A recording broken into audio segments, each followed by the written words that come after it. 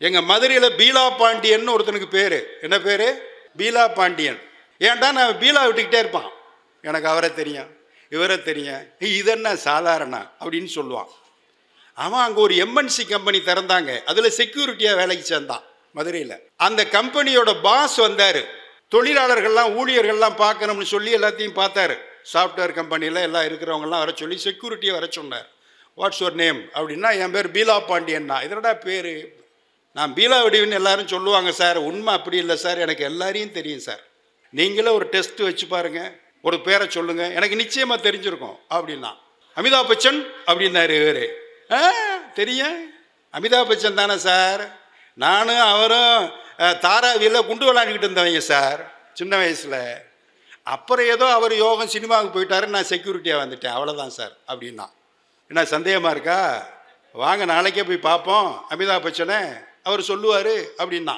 இவரும் விடலை, பாஸு டிக்கெட்டை போட்டார் ஃப்ளைட்டில். மறுநாளே ஏறி போயிட்டாங்க. பாம்பேயில் போய் அமிதாப் பச்சன் வீட்டு கதவை தட்டினா அவர் வெளியே வர்றாரு. 6 உயரம், 6 அடி 8 அடி உயரத்துலேருந்து வெளியே வந்து, ஏய் பீலா பாண்டி எப்படி இருக்கேன்னு கேட்குறாரு அவர். பாண்டி எப்படி இருக்கேன்னு கேட்டோன்னே இவன் அசந்து போயிட்டான் பாஸு.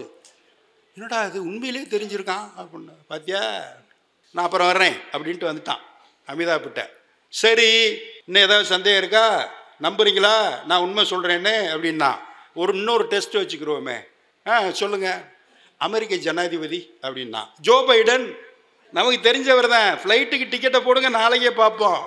2 பேரும் போய் இறங்கிட்டாங்க வாஷிங்டனில்.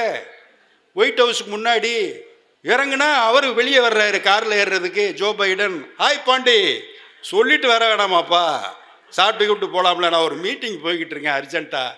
சரி போய் சாப்பிட்டு போ, நான் மீட்டிங் போகிறேன்ட்டு கிளம்பி போகிறாரு. அரண்டு போயிட்டார் பாஸு. இதோட விட்டுறீங்களா, இன்னும் டெஸ்ட் வைக்கிறீங்களா அப்படின்னு கேட்குறான் பாண்டி. இப்போ நமக்கு வர்ற மாதிரி அவருக்கும் தாங்க, ஒரே ஒரு டெஸ்ட்டுப்பா அப்படின்னாரு. இன்னும் ஒரே ஒன்று சொல்லு.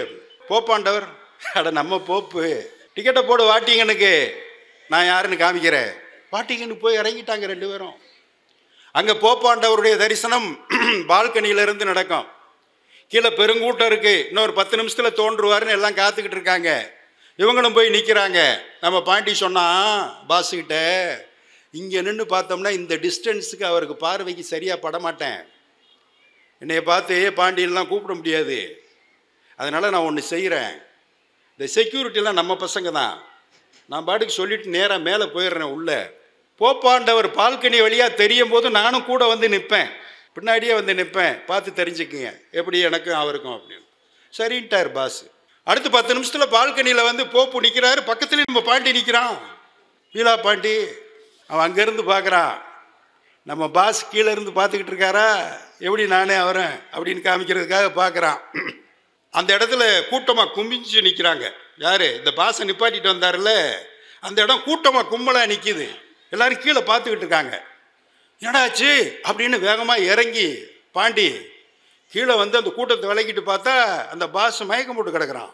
தண்ணியை தெளித்து, என்ன பாஸு மயங்கிட்டீங்களா? அப்படித்தான், போப்பு நமக்கு தெரிஞ்சவர் தான், ஒன்றா தெரிஞ்சதுனால மயக்கம் போட்டு விழுந்துட்டீங்களா தோன்றுனதுனாலன்னு கேட்டான். நான் அதுக்கு மயக்கம் போடலப்பா, நீயும் போப்பும் வந்தீங்க, நானும் பார்த்தேன். என் பக்கத்தில் ஒருத்தன் நின்னா, அவன் சொன்னான் பாரு, நம்ம பீலா பாண்டி நிற்கிறாரு, பக்கத்தில் ஒருத்தர் தொப்பி வச்சுட்டு நிற்கிறாரு, யாரா இது அப்படின்னு கேட்டான் பாரு. அப்போ விட்டண்டா வாழ்க்கைய அப்படின்னா. இப்படி தான் வாழ்க்கையில் பல பேர் பீலா விட்டுக்கிட்டே இருக்கான். அது உண்மையை சொல்கிறதுக்கு தான் இப்படியெல்லாம் ஒரு கதையை பில்டப் பண்ணி நம்ம சொல்கிறோம்னு வச்சுங்களேன்.